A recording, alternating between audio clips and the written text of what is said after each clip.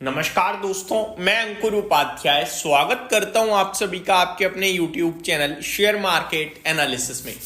दोस्तों, जियो financial services इस company के नतीजे आए थे फ्राइडे को पोस्ट मार्केट। मैंने आपके साथ डिस्कस भी करे थे एंड रिजल्ट जब डिस्कस करे तो उस वीडियो पे काफ़ी सारे कमेंट्स हैं कि आपने लास्ट क्वार्टर के जो डिविडेंड है उसको एडजस्ट नहीं करा है, एडजस्ट करो तो नंबर्स असली सामने आएंगे।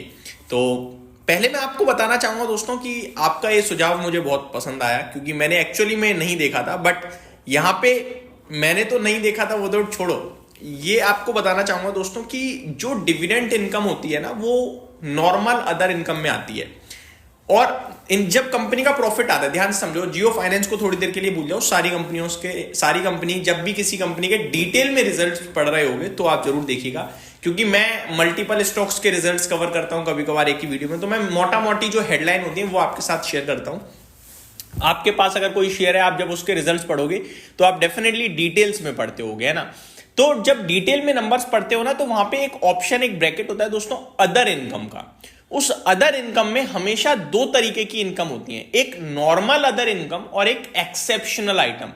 आपको हमेशा जो मेन प्रॉफिट है उससे अगर एडजस्ट करना है तो एक्सेप्शनल इनकम को एडजस्ट करना। फॉर एग्जांपल, आपका कंपनी का टोटल मुनाफा 500 करोड़ है और अदर इनकम में एक्सेप्शनल इनकम 100 करोड़ की है, तो आप उस 500 करोड़ में से 100 करोड़ माइनस करो, 400 करोड़ का प्रॉफिट मानो। ठीक है जी, मार्केट भी यही करता है। इनकेस एक्सेप्शनल इनकम में -100 करोड़ है और आपकी कंपनी ने 500 करोड़ का प्रॉफिट पेश करा है, तो उसको आप 600 करोड़ का मानो, क्योंकि एक्सेप्शनल में 100 करोड़ गया है। एक्सेप्शनल इनकम जो भी होती है उसे हमेशा मेन प्रॉफिट में से एडजस्ट करते हैं। अगर इनकम नॉर्मल अदर इनकम में है तो उसे कभी एडजस्ट नहीं करते। अब ये जो डिविडेंड है ना, ये होता है नॉर्मल अदर इनकम में, इसको हम एडजस्ट नहीं करते। क्योंकि एक्सेप्शनल इनकम को हम एडजस्ट क्यों करते हैं, पहले बताता हूं। एक्सेप्शनल नाम में ही समझ में आ रहा है, एक्सेप्शनल केस है भाई साहब। जैसे कंपनी ने कोई प्लांट या मशीनरी खरीदी तो उसमें पैसा गया, तो ये आप कंपनी हर बार तो करेगी नहीं, एक बार कर दिया वहां पे गया, ठीक है। या फिर कंपनी को कहीं से लैंड बेच दिया कंपनी ने मान लो, और पैसा आ गया, अब हर बार कंपनी तो बेच नहीं पाएगी, तो ये एक्सेप्शनल इनकम में आएगा और ये कंपनी के मेन प्रॉफिट और लॉस में दिखेगा, ठीक है जी। लेकिन ये एक्सेप्शनल आइटम है, इसे हमेशा एडजस्ट कीजिएगा। अब डिविडेंड वाली इनकम का क्या सीन है भाई साहब, जियो फाइनेंशियल सर्विसेज पे वापस आते हैं। जियो फाइनेंशियल सर्विसेज हो या मैक्सिमम लेवल पे जो कंपनियां हैं, वो अपने कैश को बैंक में रखने की अपेक्षा या तो डिविडेंड में बांटना पसंद करती हैं, या फिर वो कहीं ना कहीं निवेश करना पसंद करती हैं, या फिर कुछ कंपनी के लिए, बिजनेस के लिए अपने खरीदने की कोशिश करती हैं, क्योंकि उन्हें भी पता है कि भैया बैंक में पैसा पड़े पड़े तो सड़ रहा है। तो जब ज्यादातर कंपनियां निवेश करती हैं, इस कंपनियों कोई और किसी कंपनी में स्टेक खरीद लिया या किसी तरीके से निवेश किया, ठीक है जी, तो जो डिविडेंड इनकम है वो पॉसिबल है कि हर क्वार्टर आ जाए। अब 3 महीने होते हैं, अब जिस कंपनी में इन्होंने निवेश किया है, पॉसिबल है कि वो भाई डिविडेंड दे रहा हो, तो ये तो हर क्वार्टर हो सकता है ना, ये कोई एक्सेप्शनल थोड़ी है। तो अगर आपने लास्ट क्वार्टर डिविडेंड बनाया है और इस क्वार्टर नहीं बनाया है, तो वो प्रॉफिट में डिक्लाइन ही दिखेगा और आपको एज अ डिक्लाइन ही लेना पड़ेगा, जो जियो फाइनेंशियल के केस में है। लेकिन क्योंकि जियो फाइनेंशियल के केस में ये ज्यादा हाईलाइट हो रहा है, बिकॉज जियो फाइनेंशियल का ओवरऑल प्रॉफिट तो वैसे ही कम है और उसमें डिविडेंड इनकम ज्यादा है, तो इसलिए हम ज्यादा फोकस कर रहे हैं। अदरवाइज कंपनियों का 1000 करोड़ का प्रॉफिट होता है, डिविडेंड आ रहा है 100 करोड़ का, तो उसे एडजस्ट भी नहीं करता कोई, ठीक है, ध्यान भी नहीं देता। बट जियो फाइनेंशियल के केस में क्या है, डिविडेंड इनकम थी बड़ी, इस क्वार्टर देखो अदर इनकम में, इस क्वार्टर भी अदर इनकम है, ऐसा नहीं है, ठीक है जी। इस क्वार्टर कंपनी ने 70 करोड़ की अदर इनकम करी है और लास्ट क्वार्टर में 226 करोड़ की अदर इनकम थी, ठीक है जी।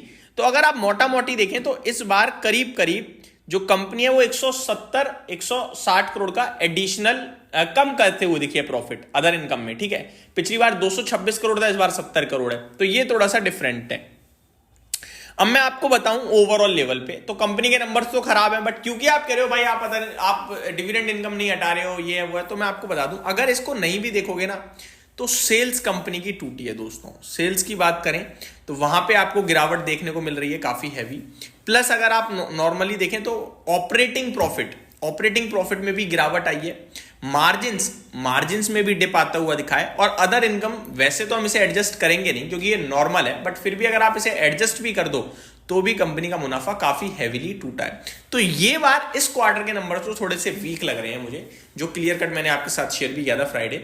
बट इस कंपनी का भाव मेरे को बड़ा इंटरेस्टिंग लग रहा है। ये इस भाव से जो करेक्शन या डिप आएगी वो मैं एक्यूमुलेशन या फ्रेश एंट्री के मौके तलाशने के लिए कहूंगा उस लेवल पे।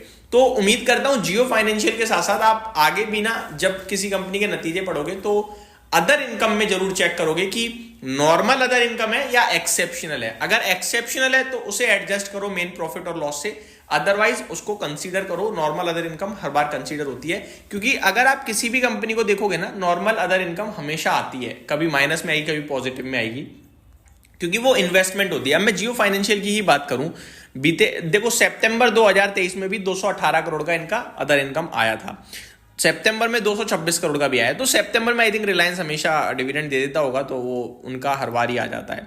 तो ये क्लियर कट चीजें दिख रही हैं दोस्तों, ठीक है। बट कंपनी ये ठीक है, अच्छी है, बेहतरीन है, हम पॉजिटिव भी हैं। बट ये मैंने आपके साथ शेयर करी चीजें, उम्मीद करता हूँ डिटेल्स अच्छी लगी होंगी। Thank you so much for watching this video, have a great day guys.